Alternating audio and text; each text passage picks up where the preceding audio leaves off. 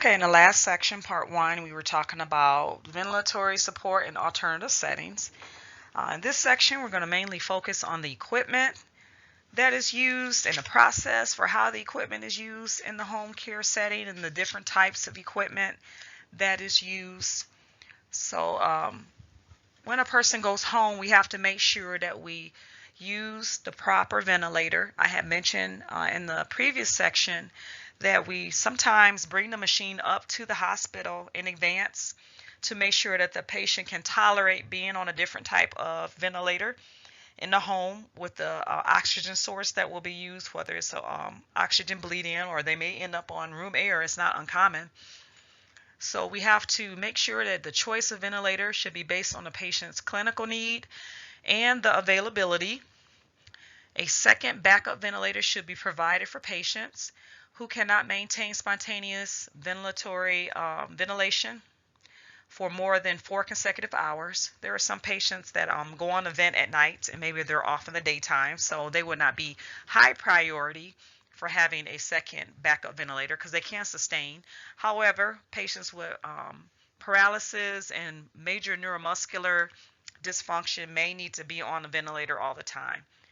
So you have to have a backup vent just in case. Uh, if they're able to breathe on their own, they do not have to have a replacement vent within 2 hours and have a care plan that requires mechanical ventilation during mobility.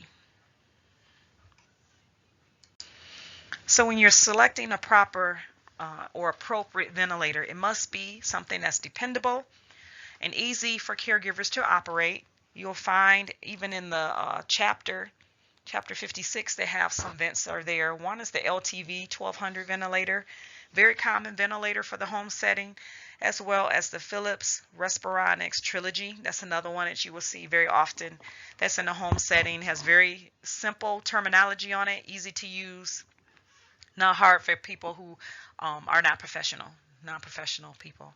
So if mobility is essential, you must make sure that you have a ventilator that is easy to use and light enough to be put on a mobile chair or be able to be transported around with the patient as they're doing activities or tooling around in their mobile wheelchair. External backup batteries required for patients requiring continuous support. All those ventilators that I have stated has a backup battery that's charged, and the family members are instructed to make sure that it's charged. And then emergency AC power by the way of generator is always recommended due to, especially in areas where there's a lot of power outages, hurricanes, etc. When we're looking at equipment, selecting appropriate ventilator is proper. If a non-invasive ventilator is by tracheostomy, you have to choose the best one for the positive pressure ventilation. Like I said, the one that's most tolerated by the patient, very user-friendly. Non-invasive route, you want to make sure that you have some type of humidification system because they have that mask and it's very drying. So you're either going to have some type of humidifier, whether it's via ventilator or for non-invasive, and you'll have a heat moisture exchanger, also known as the HME.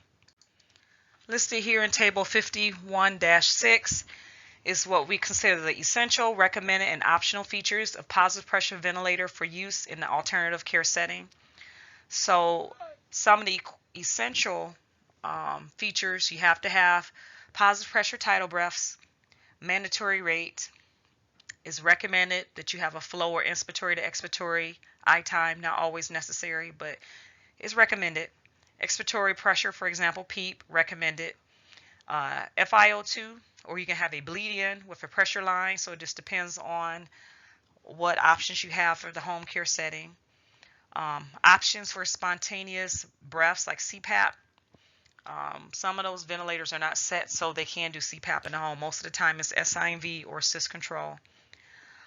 We don't want the machine to be too complex, so they try to limit the more complex functions like the flow timing interaction. You do want pressure support of some sort if they're in SINV, and then feedback control, mandatory minute ventilation. All of those features are optional. Here are a few pictures of some of the common ventilators that are used in the home setting. The LTV 1150, and they have other models. that are a little more updated, like the 1200. LTV has been around a long time. Very user friendly as you kind of look at the picture.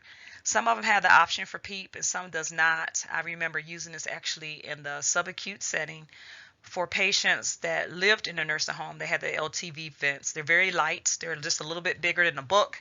You can stick them on the back of a mobile chair if the patient is able to kind of move around, as far as like electric chair rather. And they can kind of be mobile and go out with their family. So it just kind of sits right on the back of their chair and connect, and then they have the circuit that goes around to their tracheostomy.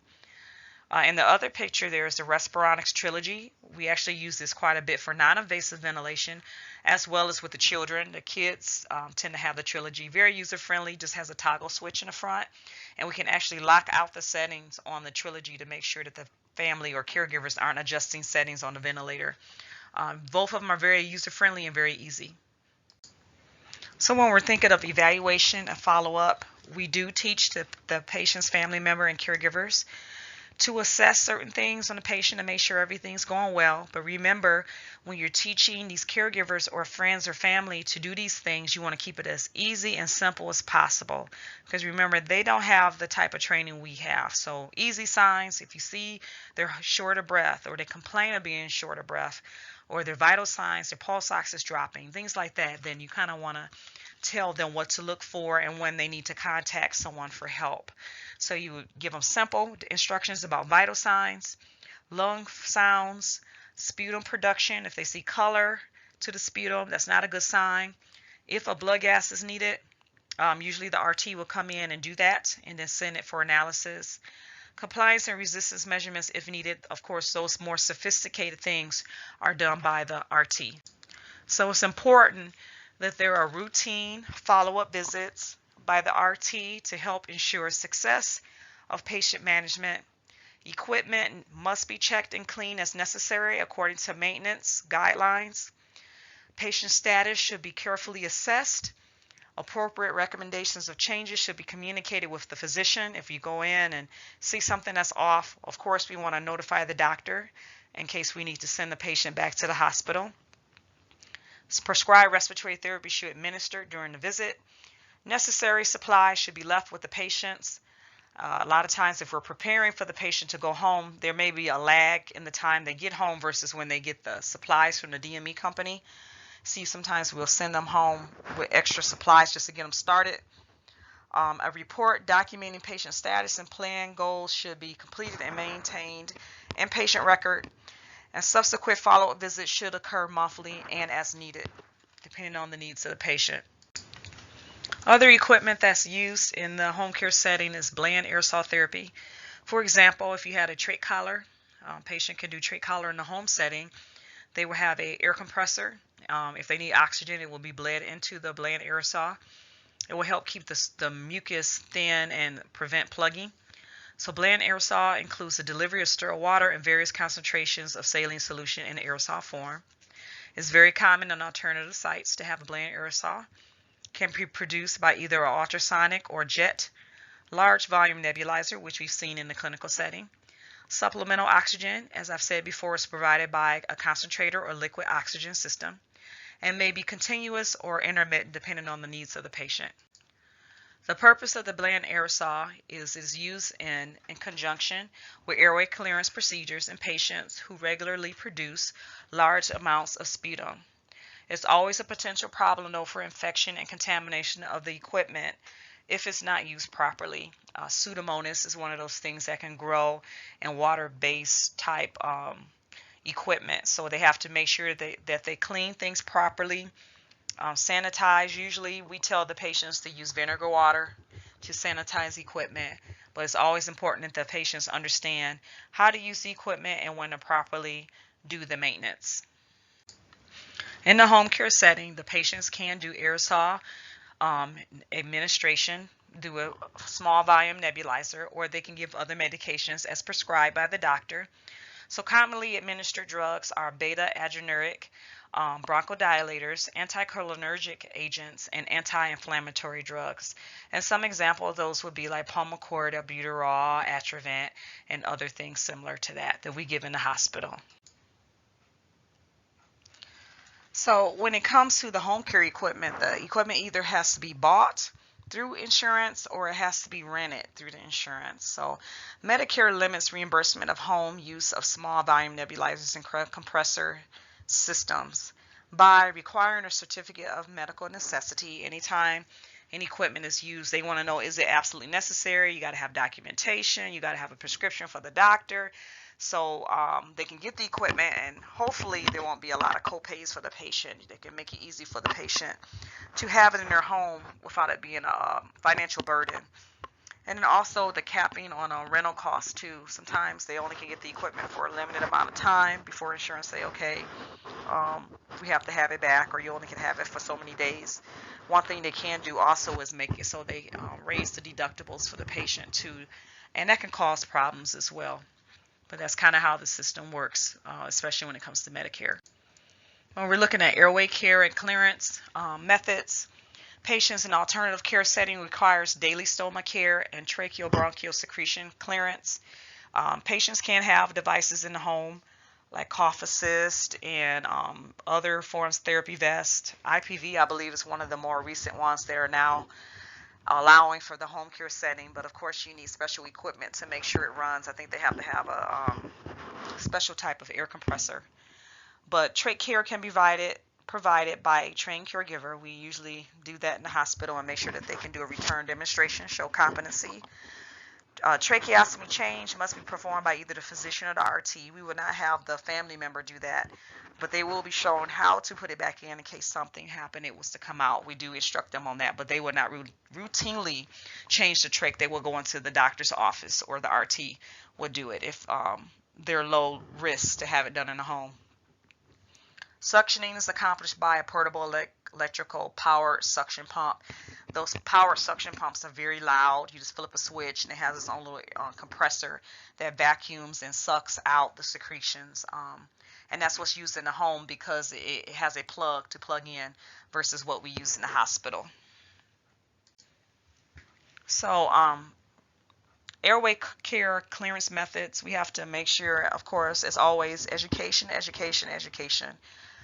Make sure that the patient and family member understand how to do proper techniques and the steps to follow when giving care, especially when it comes to suctioning.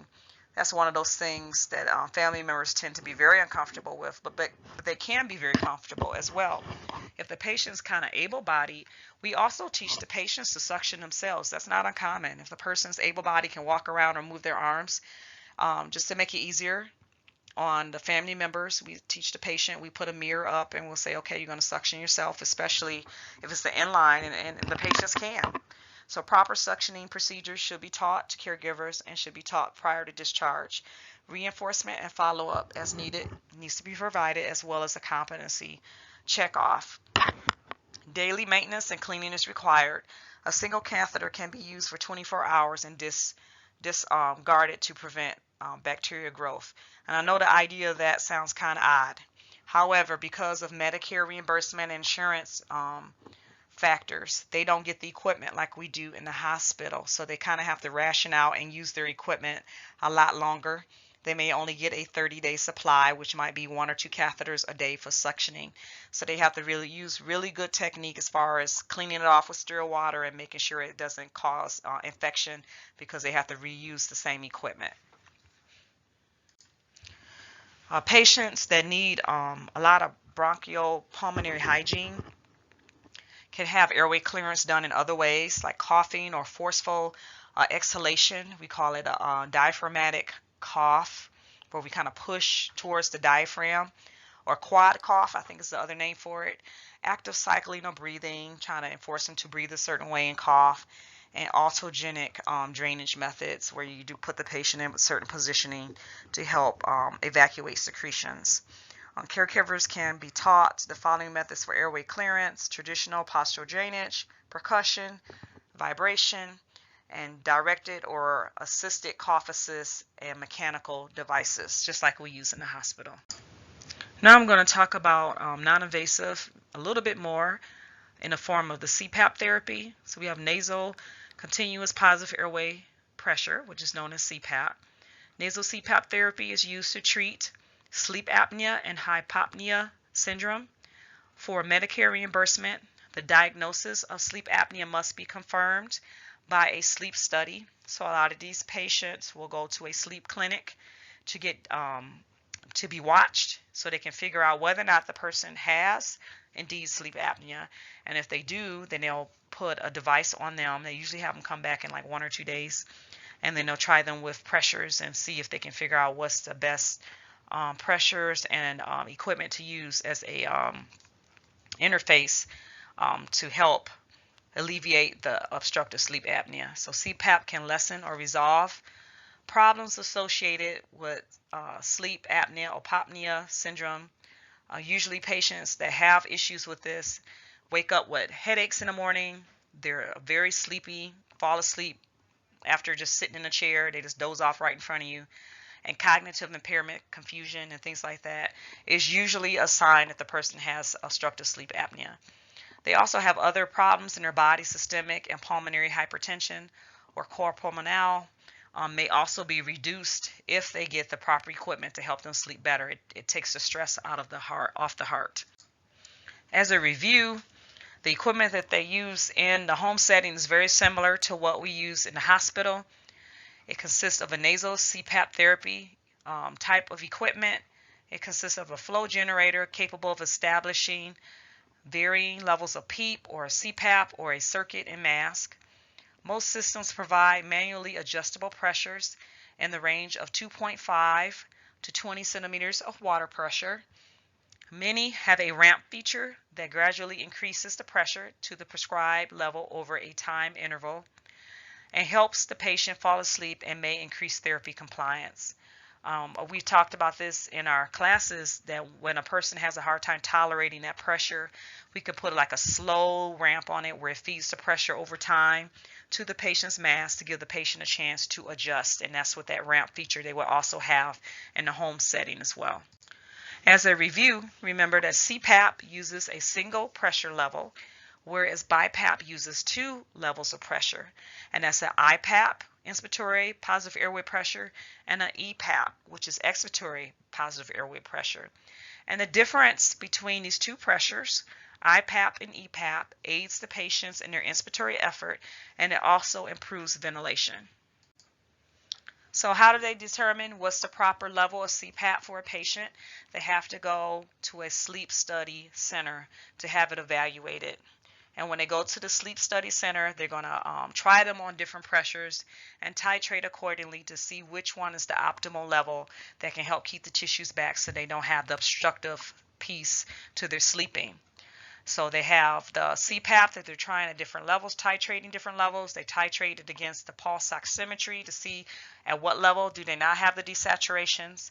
And then the prescribed level of CPAP is the lowest pressure at which the apneic episodes or obstruction are reduced to acceptable frequency and duration. New models of CPAP titrates themselves. They have what they call an auto CPAP that kind of adjusts and titrates according to the pressures that they feel from the patients too. That's more of a newer technology. So with any equipment, there's always risks and problems. Nasal CPAP potentially can cause skin irritation, especially if the mask is too tight or the straps. So how do you alleviate that? Readjust the mask and straps. Use Duoderm, which is like a little cushion on the skin or the bridge of the nose to prevent skin breakdown, and always make sure that the mask is clean. Conjunctivitis can happen from mask leakage around the nose. It can blow air into the eyes and cause it to dry out. So you always want to make sure that you have ensure that you have a good mask seal to prevent that. Epistaxis, which is the drying of the mucosal membranes. You can have nosebleeds. And then also nasal discomfort, which is the drying of the nasal mucosa. So it's important that you have humidification or the patient use nasal sprays to prevent that from happening. And this is the end of Unit 2, Part 2, Section E.